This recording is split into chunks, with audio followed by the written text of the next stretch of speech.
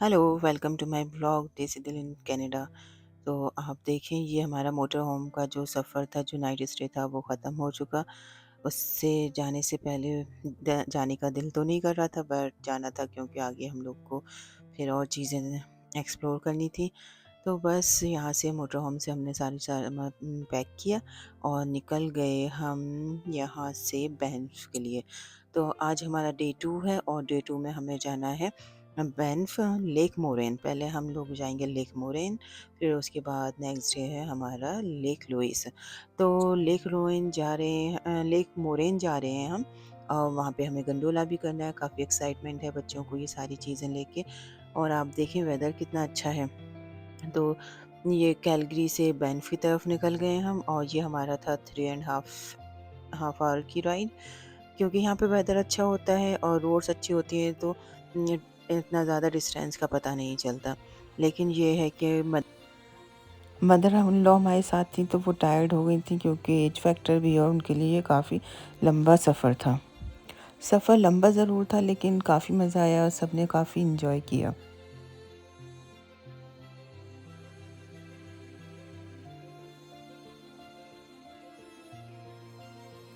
तो देखें, अब चलते हैं सिटी के अंदर। सिटी के अंदर इतनी खूबसूरत बिल्डिंग है और इनको इतना ज़्यादा डेकोरेट, इनको इतना ज़्यादा अच्छे से रखा जाता है कि ये एक तरह से टूरिस्ट प्लेस की तरह, मतलब ऑब्वियसली ये है एक टूरिस्ट प्लेस, क्योंकि यहाँ पे इतनी सारी अट्रैक्शन है कि। और बाकी सारी आप यहाँ पे अगर ये खुला आसमान और ये पेड़ वेड़ देखें तो उन्हें ही देख के लगता है कि हाँ, पैसे वसूल हो गए। उसके बाद हम चल दिए अंदर, क्योंकि हमारे साथ हो गया एक बहुत बड़ी दिक्कत। क्योंकि हमें था कि हम लेक मोरेन जाएंगे, उससे पहले हम करेंगे गंडोला। लेकिन गंडोला के लिए हम लेट हो गए और उसकी थी प्री बुकिंग। प्री बुकिंग का हमें पता नहीं था, क्योंकि हम लास्ट ईयर जब आए थे तो हमने कोई बुकिंग नहीं कराई थी। हमने ऑन द स्पॉट टिकट लिया, हम चले गए। लेकिन इस बार हमें टिकट नहीं मिला, तो हम बहुत ज़्यादा अपसेट, स्पेशली बच्चे। तो ख़ैर, बीच में हमने ब्रेक लिया, ब्रेक में हमने कॉफ़ी ली। तो मैं आपको बताती हूँ, अगर टिम हॉर्टन पे आपको अपनी परफ़ेक्ट इंडिया वाली कॉफ़ी चाहिए तो उसका फ़ॉर्मूला हम लोग ये करते हैं, मैं और मेरे हस्बैंड के। हम लेते हैं एक स्मॉल कैपेचिनो और मीडियम फ्रेंच वनीला। उन दोनों को आप मिक्स कर लें तो उसके बाद जो फ्लेवर आता है कॉफ़ी का, वो एग्ज़ैक्टली बहुत टेस्ट बन के आता है। उसमें जो शुगर और बाकी जो कॉफ़ी लेवल होता है वो इक्वल हो जाता है। तो देखें, ये थी हमारी शटल। शटल का हमने टिकट ले लिया, अंदर बैठ गए थे। अभी काफ़ी कम लोग हैं लेकिन ये लास्ट तक पूरी फुल हो गई थी। तो बस बच्चे मस्ती कर रहे थे, लेकिन गंडोला मिस होने की वजह से हम लोग काफ़ी अपसेट थे। तो अब हमने प्लान किया है कि इंशाल्लाह नेक्स्ट ट्रिप करेंगे जैस्पर का। और जैस्पर में भी सुना है कि यहाँ बैम से बड़ा गंडोला है, तो इंशाल्लाह नेक्स्ट विज़िट जो होगा वो ख़ास तौर से गंडोला के लिए होगा।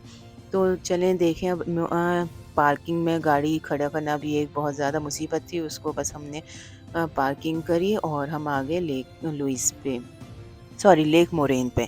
लेक मोरेन जो है ये जैसे मैंने बताया कि यहाँ पे काफ़ी सारी मूवी की शूटिंग हुई है। लेकिन जो हाल फिलहाल में आप अगर सॉन्ग देखें कोई मिल गया का, तो उसमें आपको ये ब्लू और ग्रीन वाटर नज़र आएगा। और ये ब्लू, सुबह में जब हम जल्दी आ गए थे तो देखा था ये पानी इतना ज़्यादा ब्लू नहीं था। लेकिन जैसे जैसे इस पे सन रेजेस आती हैं तो ये और ज़्यादा ग्रीन और ब्लू हो जाता है। तो इस तरह से देखें खुदा की कायनात किस तरह से डिवीज़न किया है कि एक ही लेक में 2 तरह का पानी। और ये जो आप माउंटेन्स पे वाइट-वाइट देख रहे हैं जो इतना शाइनी है, वो है स्नो। क्योंकि विंटर्स का जो स्नो बचा है वो भी पूरी तरह से मेल्ट नहीं हुआ। और जब इस पे सामने से सनलाइट, सनरेज़ पड़ती हैं तो ये स्नो फिर बिल्कुल एक पर्ल की तरह चमकता है। कनाडा में वाइल्ड फायर इतनी कॉमन क्यों है? पहली बात तो ये नेचुरल प्रोसेस है यहाँ पे, और दूसरा ये क्योंकि यहाँ पे इतनी ज़्यादा ग्रोथ हो जाती है इन प्लांट्स की, ट्रीज़ की इतने ज़्यादा क्लोज हो जाते हैं कि वो फिर जलना शुरू कर देते हैं। तो यहाँ पे जितने भी एनिमल्स या वाइल्ड लाइफ थी इस लेक मोरेन के जंगलों में, फॉरेस्ट में, तो वो जो है वो माइग्रेट कर गए एल्क आइलैंड या जो आसपास के फॉरेस्ट एरियाज़ हैं वहाँ पे। और इतनी ज़्यादा खूबसूरती को देख के बस दिल से एक आवाज़ आती है कि तुम अपने खुदा की कौन कौन सी रहमतों को झुटलाओगे। तो आप देखें, छोटी छोटी चीज़ों में इतनी ज़्यादा खूबसूरती है कि क्या ही कहें। तो ख़ैर अब शटल से हम लोग जा रहे हैं वापस पार्किंग में जहाँ पे हमारी गाड़ी पार्क है। उसके बाद हमें थोड़ा-सा वॉशरूम यूज़ करने हैं और वॉशरूम यूज़ करने के बाद हम डायरेक्ट जाएँगे कैलगरी जहाँ पे हमने एयरबीएनबी बुक कराया है। एयरबीएनबी सिर्फ़ हमने नाइट स्टे के लिए कराया है क्योंकि हमें सुबह अर्ली मॉर्निंग निकलना है और अर्ली मॉर्निंग निकल के होपफुली हम लोग जाएँगे लेक लुइस। और लेक लुइस सुना है कि कंपैरेटिवली लेक मोरेन बड़ी है और काफ़ी अच्छा है। तो देखें ये है हमारा एयरबीएनबी में 2 रूम्स थे और मतलब अच्छा था, साफ़-सुथरा था। ये था। उसके बाद यहाँ पे हमने खाना-वाना खाया, अपना डिनर हमने ऑर्डर कर दिया था, वो आ गया। तो बस खाना-वाना खा के और जल्दी सोना था इसलिए सब कुछ पैक करके मैंने वापस गाड़ी में रख दिया था ताकि सुबह में कोई प्रॉब्लम ना हो। और मैं साथ के साथ ये एयरबीएनबी को चेक कर रही थी कि तो मैंने ज़्यादा सामान अनपैक नहीं किया, सिर्फ जो ज़रूरत का था वही निकाला क्योंकि सुबह हमें यहाँ से निकलना है तो फिर बड़ी मुश्किल हो जाती। तो चलें ये था हमारा डे 2 और डे 2 था बैंफ टू लेक मोरेन। आपको मेरा कैसा लगा ये व्लॉग ज़रूर बताइएगा। जब तक आप लोग अपना ख्याल रखें।